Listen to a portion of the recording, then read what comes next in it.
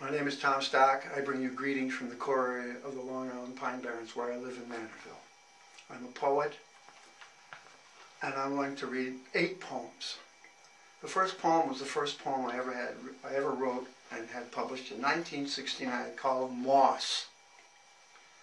Along dry woodland pathways, mosses by their abundance sometimes show favor for a microclimate by flowing down like waterfalls, dammed by fallen logs, bubbling over in mounds upon mounds, cascading in dark and green, light greens, seemingly overcrowding each other, with lichens that have grown in between, looking helplessly caught in the rapids of their photosynthesis.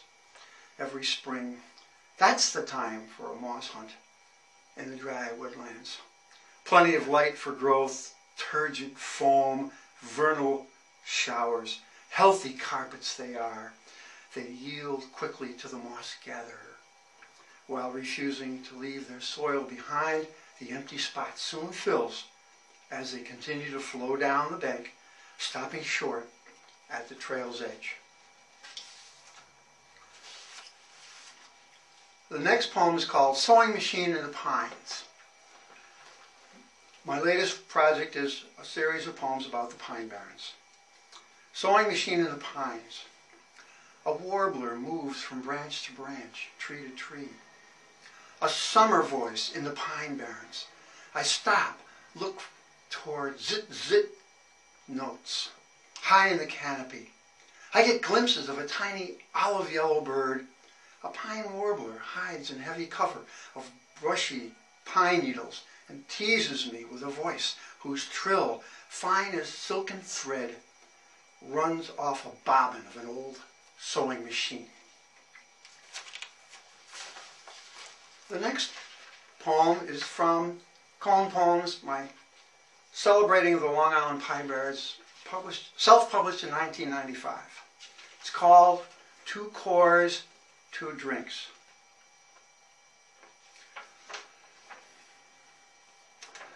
On a drawing, I drink the expanses of the core preservation area.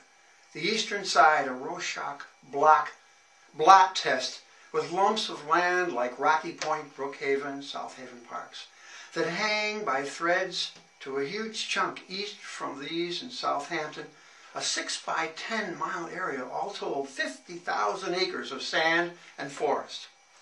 Some pitch pine trees, 60-foot giants along the Peconic River, others 6-foot dwarfs just above West Hampton Village. Beneath this core, clean, fresh water we can drink that slowly inches toward the north, south, and the coasts. Fresh water, core for our body, open space, core for our souls. The next poem is called Natural Tendencies from another self-published chapbook. Natural Tendencies. Be annoyed by strip malls. Avoid traffic.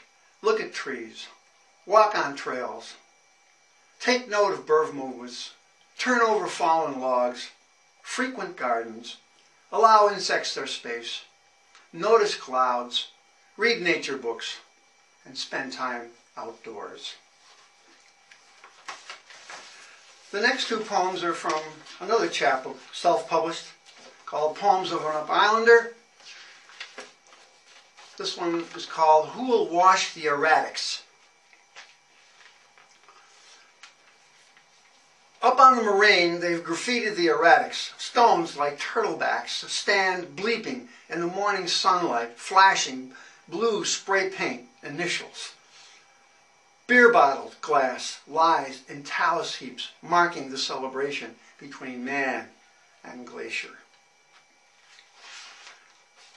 The next poem is called 26th Verse. This is from a longer poem called The Tales of Long Island, of an Old Islander. The 26th verse of that long poem goes like this. The Smithtown Bull, neck, arching frog's neck bridge, head down, horns ready to charge, bronze muscle ridges along the thickening thigh. 1 foot lightly touches the pedestal while the other holds the weight of a legend. The next poem is about my cat, Bob. What about Bob? Bob, Reiki Master. I pull Bob to my chest. His purr lounges, vibrates into me. His warmth and weight heals and soothes. I stroke his back. We become mutual healers.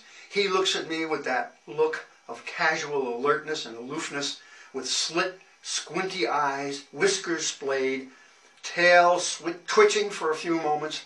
Both of us are relaxed. Then Bob decides that the therapy session is over. As if he's saying, I see our time is up for today.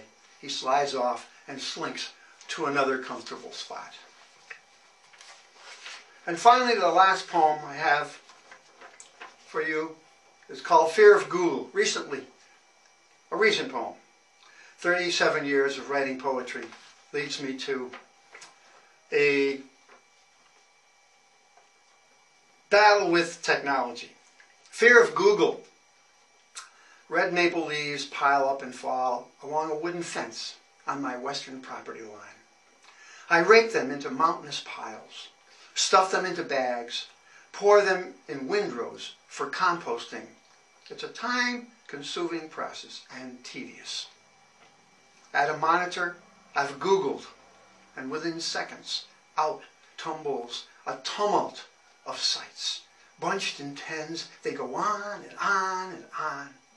I begin raking, surfing, searching for one simple leaf in all that pile.